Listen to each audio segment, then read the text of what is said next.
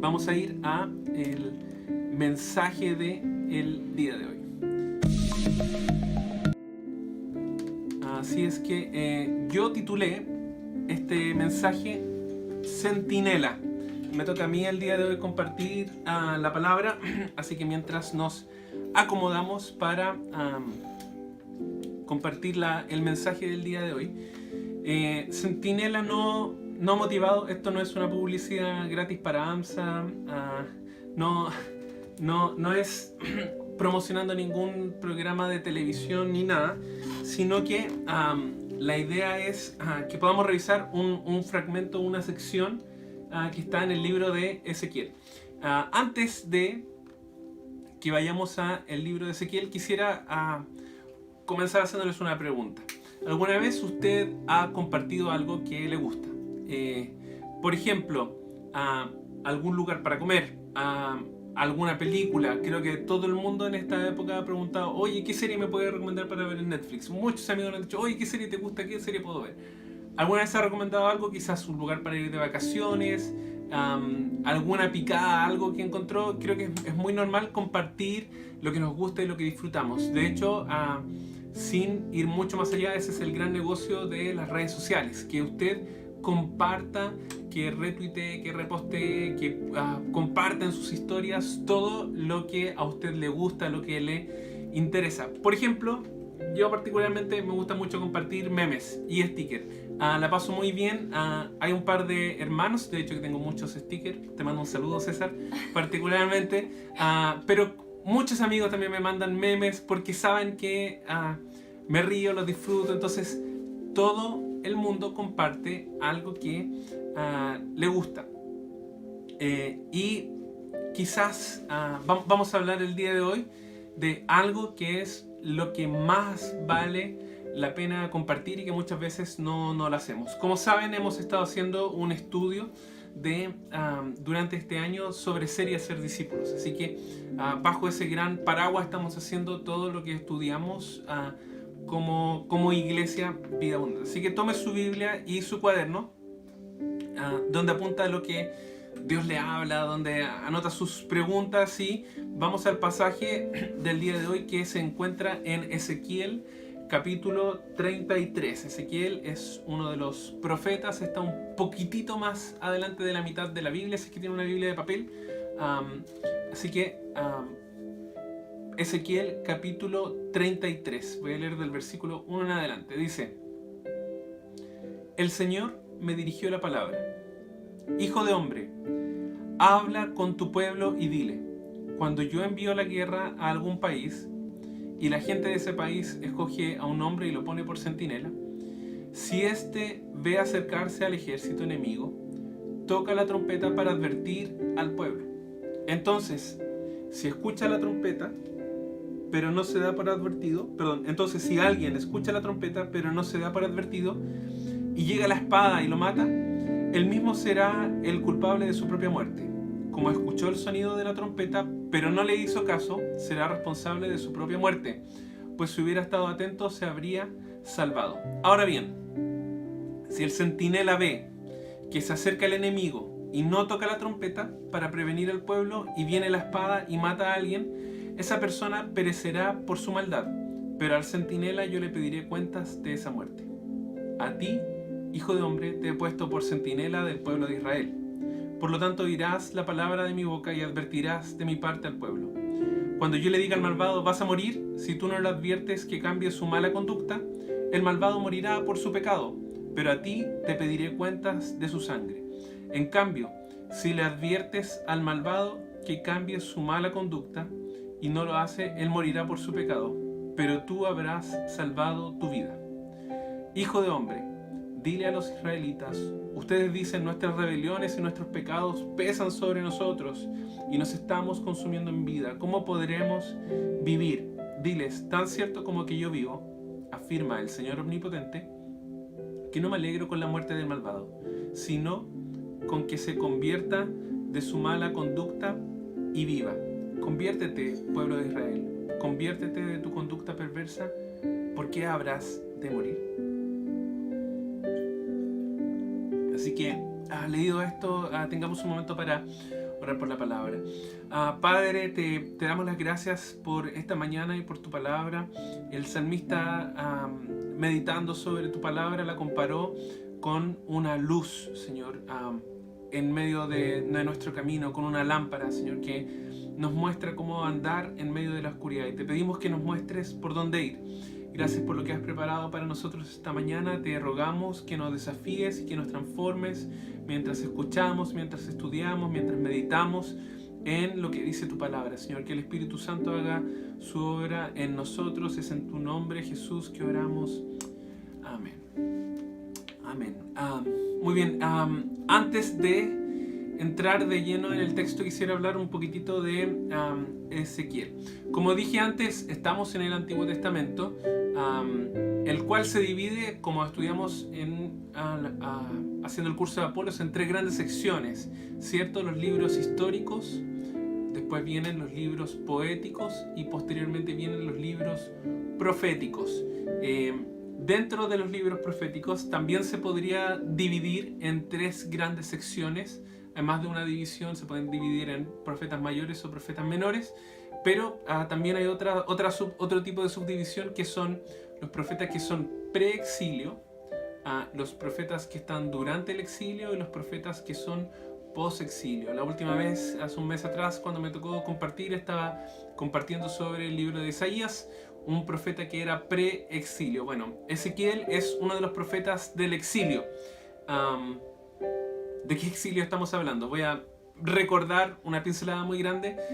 Después del reinado de Salomón, el reino de Israel se divide en dos: el reino del norte y el reino del sur. El reino del norte también se le conocía, se quedó con el nombre de Israel, pues contenía a 10 de las 12 tribus y su capital estaba en Samaria. También se le llama Efraín porque era la tribu donde estaba ubicada Samaria.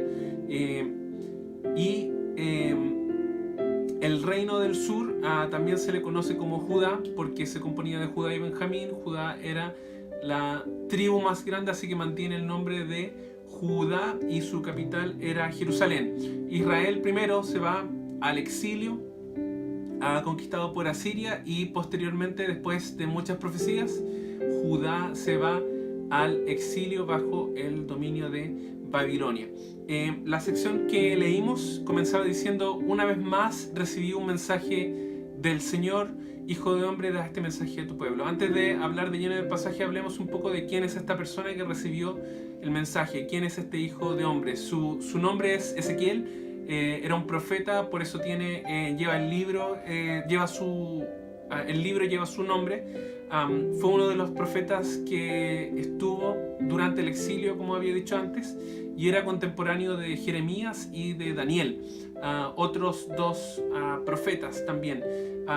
Queda registrado en casi cada capítulo, cambia un poquito hacia el final, pero casi cada capítulo del libro, Dios se refiere a él como hijo de hombre. Cada vez que le va a dar una palabra, cada vez que le va a dar un mensaje, él comienza diciendo hijo de hombre. Ezequiel testificó a los judíos que estaban en el cautiverio en Babilonia, que estaban en el exilio viviendo en Babilonia, sobre la gloria, la santidad y la justicia de Dios. Ese es el gran mensaje que cruza todo el libro. Como temática principal está hablando de la restauración del corazón de la nación.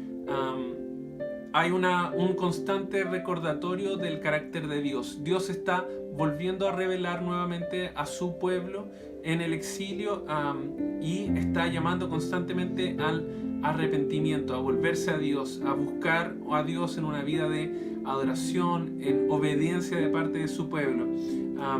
Y como decía, Dios está revelándose nuevamente al pueblo de Israel durante el exilio. Una constante que se repite a lo largo de todo el libro es que cada vez que Dios habla, Él dice: entonces sabrán que yo soy el Señor, entonces reconocerán que yo soy el Señor, entonces entenderán que yo soy el Señor. Dios está revelando a lo largo de este libro.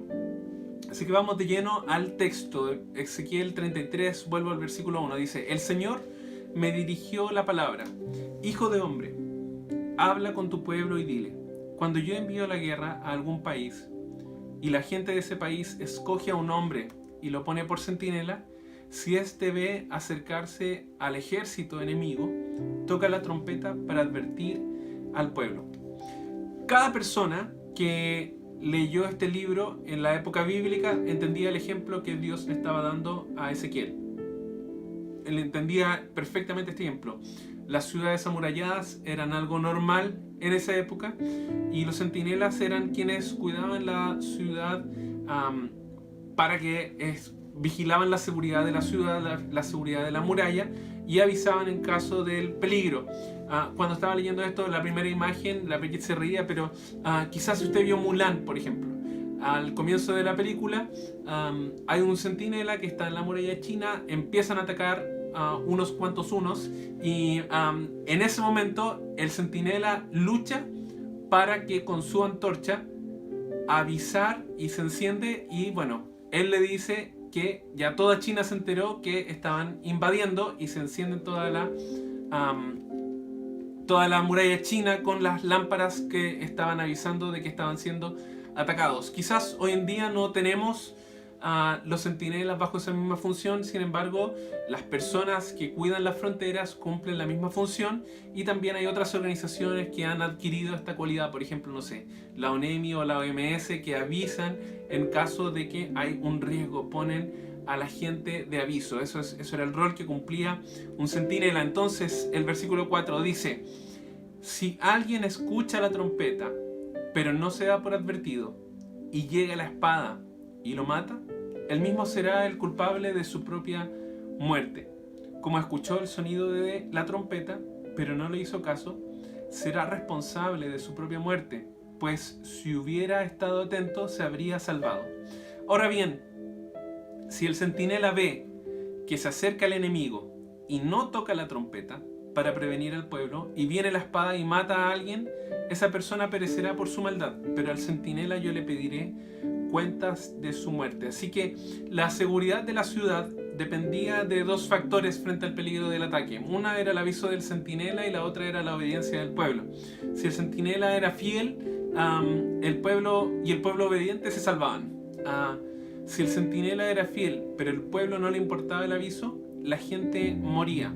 Pero si el centinela era irresponsable en su rol, no importaba cuál era la respuesta del pueblo, porque iban a morir igual. El versículo 7 dice: a ti, hijo de hombre, te he puesto por centinela del pueblo de Israel. Por lo tanto, oirás la palabra de mi boca y advertirás de mi parte al pueblo. Cuando yo le diga al malvado, vas a morir, si tú no le adviertes que cambie su mala conducta, el malvado morirá por su pecado. Pero a ti te pediré cuentas de su sangre. Versículo 9. En cambio, si le adviertes al malvado que cambie su mala conducta y no lo hace, él morirá por su pecado, pero tú habrás salvado tu vida. A veces olvidamos la importancia del mensaje que llevamos con nosotros. Me refiero al Evangelio. Olvidamos que, como dijo Pablo, tenemos un tesoro en vasos de barro, pero tenemos un tesoro. Mire cómo describe Isaías a los centinelas que no cumplían su rol. A Isaías 56, versículo 10 dice: los centinelas de Israel son ciegos.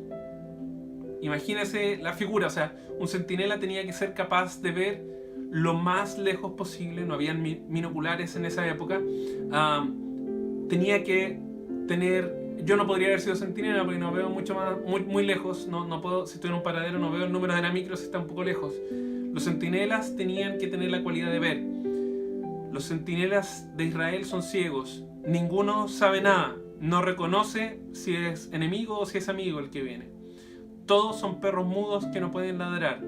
Imagínense un centinela mudo, ¿cómo avisa que hay peligro? Soñadores acostados, amigos de dormir. La cualidad de un centinela era que tenía que estar vigilante. Así que en todo este versículo Isaías está burlando de estos centinelas que no cumplían su rol. Yo no quisiera que Dios me considerara así. No quisiera que Él diga: bueno, el Walter como centinela es un ciego, no sabe nada, es un perro mudo que no puede ladrar, es un soñador acostado, amigo de dormir. quiero que cuando yo me presente delante del Señor, Él me diga, bien hecho, siervo fiel. Eso es lo que espero escuchar de la boca de mi Señor. Así como Dios llamó a Ezequiel a llamar al pueblo a arrepentirse, Dios también nos ha dado a nosotros ese mismo llamamiento, conocido por todos, pero muchas veces muy poco practicada, la gran comisión o la gran omisión, como dirían algunos. El versículo 18 dice, acercándose en Mateo 28, acercándose Jesús le dijo, un poquitito de autoridad me dio el Padre. No dice eso, ¿cierto? ¿Cuánta autoridad dice que le fue dada? Dice, toda autoridad.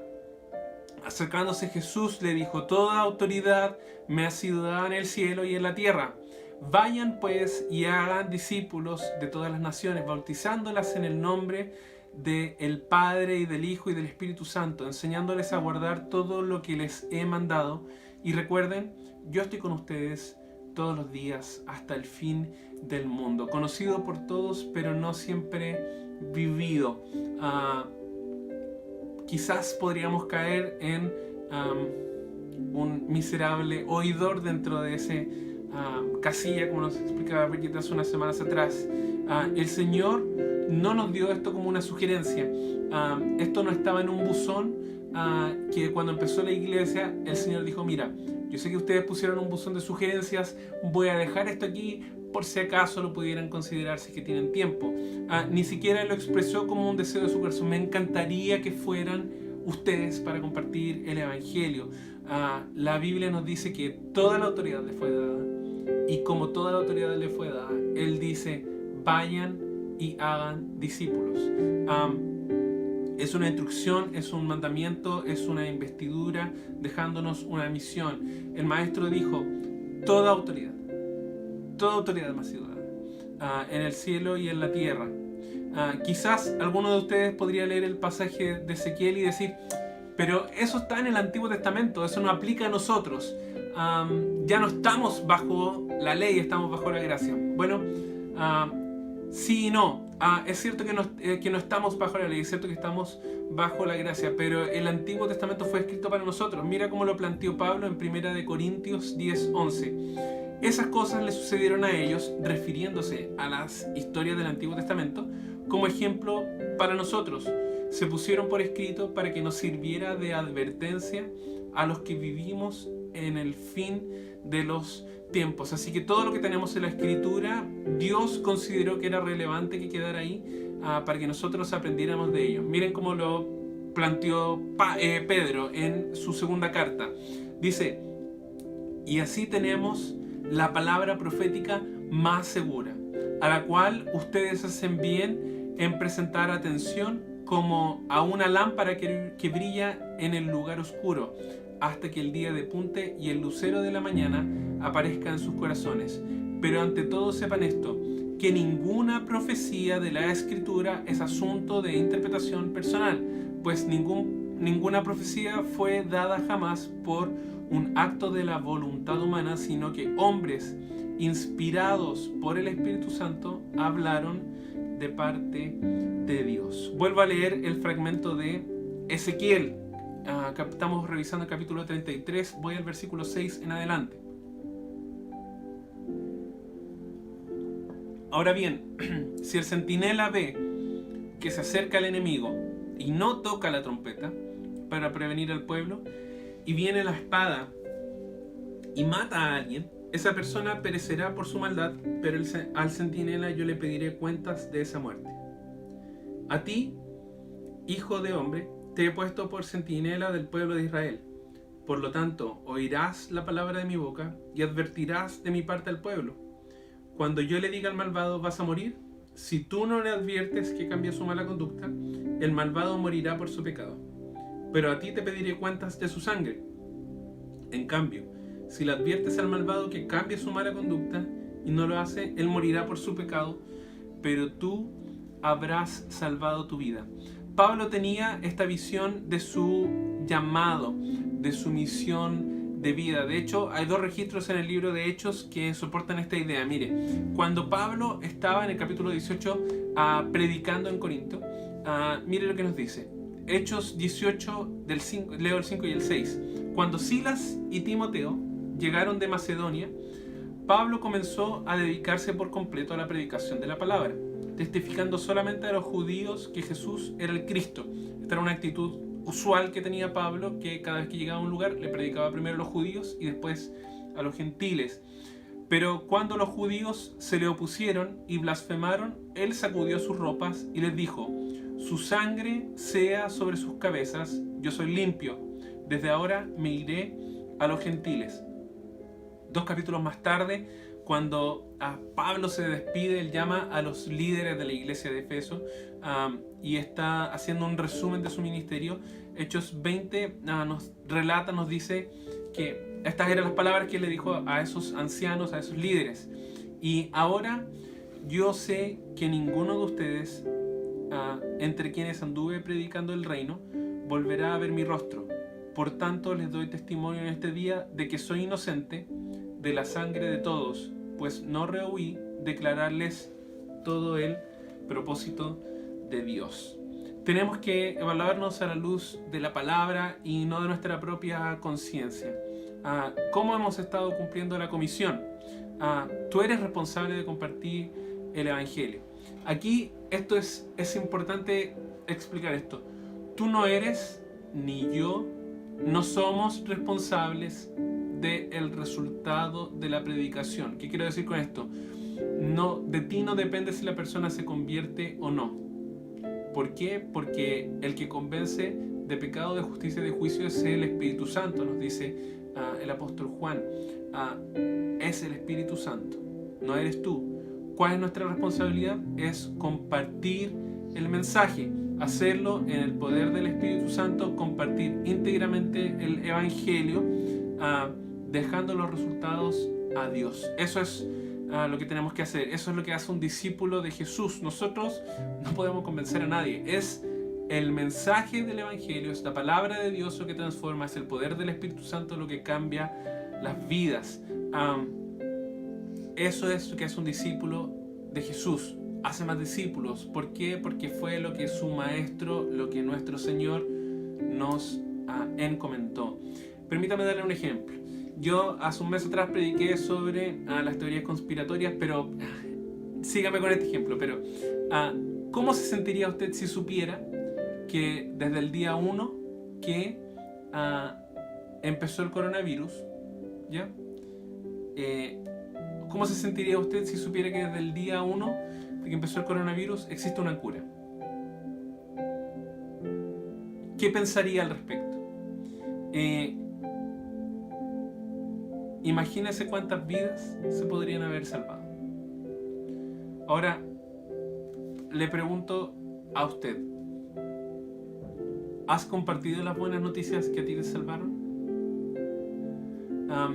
Muchas veces pensamos que Dios casi quiere que la gente se vaya al infierno. Pero como dije antes, a lo largo del libro de Ezequiel, Dios está volviendo a revelarse al pueblo de Israel y está mostrando su carácter para que sepan que Él es Dios. Él está mostrando su santidad, su gloria, su justicia a lo largo de todo el libro. Y mire cómo cierra el pasaje que estábamos estudiando hoy. Versículo 10, leo: Hijo de hombre, dile a los israelitas, ustedes dicen nuestras rebeliones y nuestros pecados pesan sobre nosotros y nos estamos consumiendo en vida. ¿Cómo podremos vivir? La razón por la cual estaba haciendo esto, está diciendo esto es porque estaban en el exilio, estaban hablando de cuán terrible era en el fondo el pecado y vivir lejos de su nación, exiliados, deportados en Babilonia. Pero el versículo 11 dice: diles, tan cierto como que yo vivo, está jurando el Señor, afirma el Señor omnipotente, que no me alegro con la muerte del malvado, sino con que se convierta de su mala conducta y viva. Conviértete, pueblo de Israel, conviértete de tu conducta perversa. ¿Por qué habrás de morir? ¿Qué es lo que está diciendo Dios acá? Miren, hablábamos al principio que nosotros alabamos a Dios por lo que Él ha hecho y adoramos a Dios por quien es Él. ¿Usted quiere agradar a Dios? ¿Quiere agradar a su Señor? ¿sabe cómo hacerlo feliz? Dice que no me alegro con la muerte del malvado, sino con que se convierta en su mala conducta y viva. Eso es lo que alegra el corazón del Padre. Estamos estudiando Juan 3 durante la semana en la clase de Apolos, y mire cómo registró Juan las palabras de Jesús en su conversación con Nicodemo. Dice quizás el versículo más conocido de la Biblia: pues Dios amó tanto al mundo que dio a su único Hijo para que todo el que crea en Él no se pierda, sino que tenga vida eterna. Dios no envió a su Hijo al mundo para condenar al mundo, sino para salvarlo por medio de Él. No hay condenación para todo el que cree en Él, pero todo el que no cree en Él ya ha sido condenado por no haber creído en el único Hijo de Dios. Quizás está pensando, resolvimos la excusa de, bueno, esta palabra no aplica para mí, está en el Antiguo Testamento, excusa. Bueno, pero ya, es para mí, pero es imposible evangelizar en este tiempo. Un misionero llamado Jorge Ortiz dijo: la expansión del evangelio no puede ser detenida por un virus. Dios trabaja en escenarios difíciles para mostrar su poder. Imagínate que si es que no se pudiera trabajar en escenarios difíciles, el capítulo 8 del libro de Hechos no se podría haber escrito. La iglesia comienza a ser perseguida después de que Esteban, uno de los diáconos de la iglesia, es muerto, lo matan por su declaración, y la iglesia se esparce, todo el mundo empieza a arrancarse, y en lugar de callarse, amenazados por la muerte, lo que nos dice el capítulo 8 de Hechos es: así que los creyentes que se esparcieron predicaban las buenas noticias acerca de Jesús a donde quiera que iban, donde quiera que estaban. Felipe, por ejemplo, Felipe, que era uno de los 7 compañeros de Esteban, uno de los que el primer mártir de la iglesia, Felipe, por ejemplo, se dirigió a la ciudad de Samaria y allí le contó a la gente acerca del Mesías. Felipe estaba cumpliendo con el mandato del Señor Jesús cuando Él les dijo: y serán mis testigos tanto en Jerusalén como en toda Judea.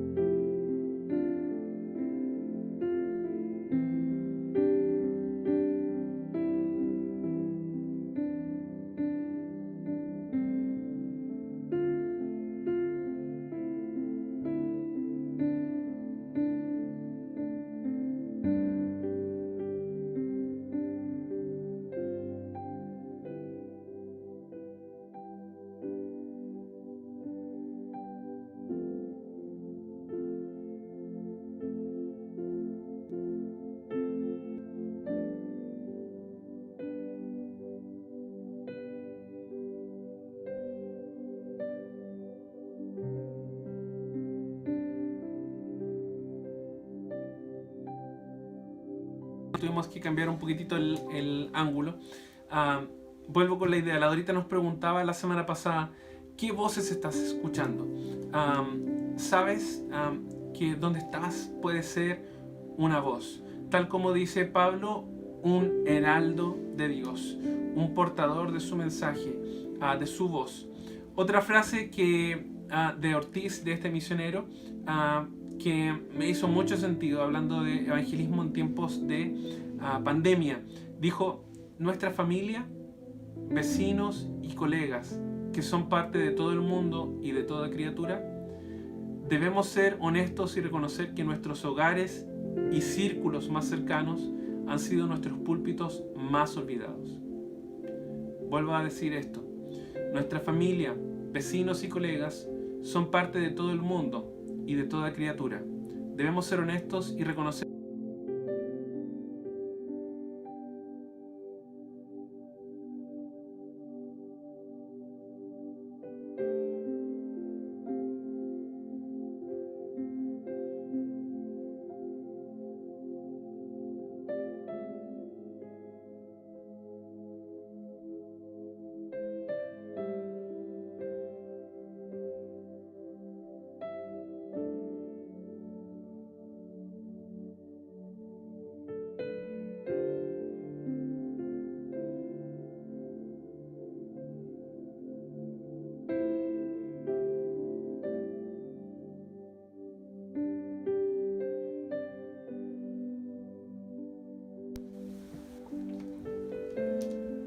Perdón, tuvimos un pequeño inconveniente técnico.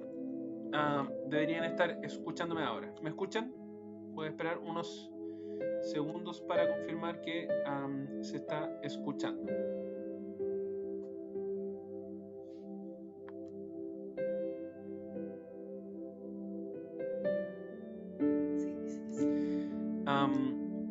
Voy a volver a repetir esto porque esto es el corazón de el mensaje, así que voy a ir un poquitito más atrás porque no sé dónde quedaron. Pero estábamos estudiando en Hechos capítulo 8, cuando la iglesia empieza a ser perseguida, nos dice la palabra que donde quiera que iban, ellos estaban predicando el mensaje. Eso es algo que nosotros necesitamos volver a hacer. Necesitamos volver a compartir el mensaje. Algo que nosotros necesitamos considerar es qué es lo que hemos hecho de evangelismo en este tiempo. La Dorita nos compartía la semana pasada de que nosotros estamos escuchando, preguntaba qué voces estás escuchando y nos invitaba a escuchar la voz del pastor. Quizás hoy en día tú puedes representar la voz del pastor, tú puedes representar la voz del maestro. ¿Qué quiere decir con esto? Dios nos llamó a ser heraldos. Un heraldo era un representante del rey, que cuando habría un dictamen del rey, era la voz de Dios. Era la voz del rey. Eso tenía la misma autoridad del rey.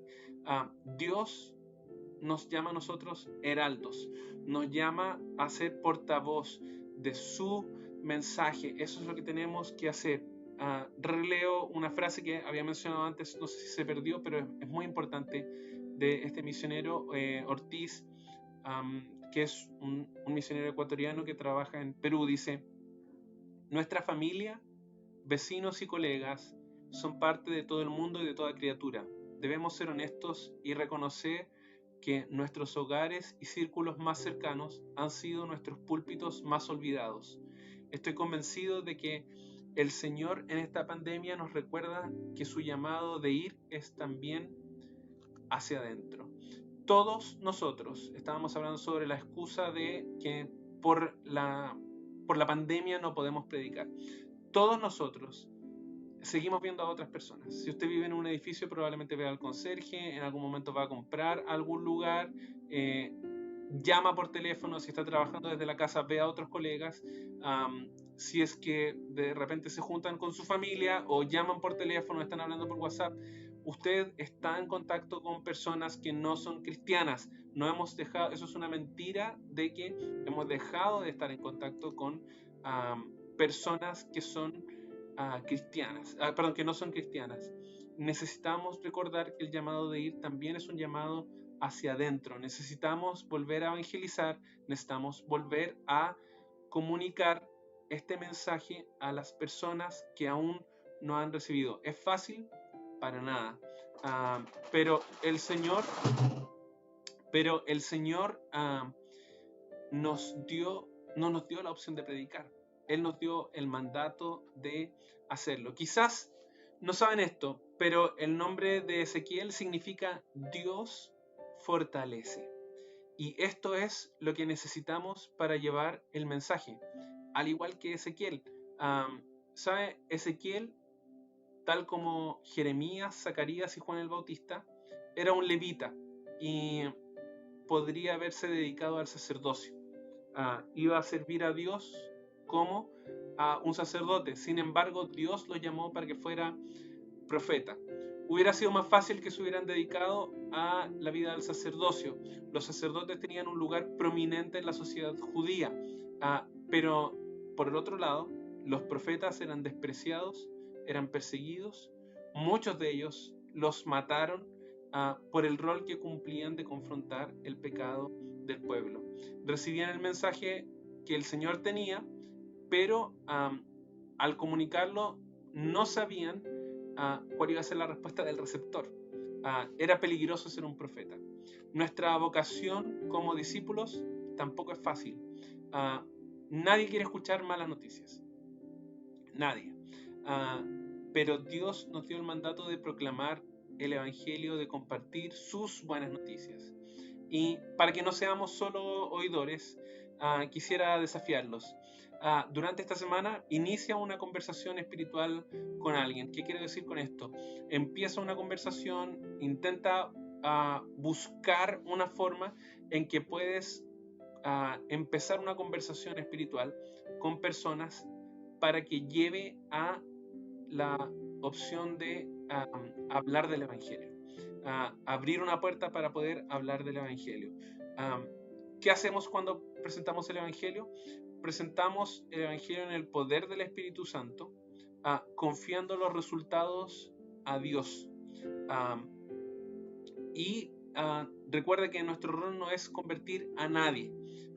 El rol del centinela no era echarse la gente al hombro y sacar a toda la gente que podía de la ciudad. El rol del centinela era avisar del peligro y la gente tenía que ver cómo respondía a el aviso. De la misma manera, nosotros, quizás muchos de nosotros cuando hablamos de evangelización, quizás no es algo que pensamos que es necesario.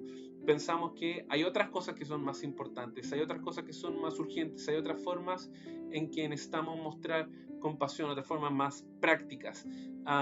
Y necesitamos hacerlo de otras formas también, pero Dios no quiere que la gente muera sin conocerlo. Por eso Él nos dio el privilegio de compartir su glorioso evangelio. Mire cómo se veía la compasión para Jesús.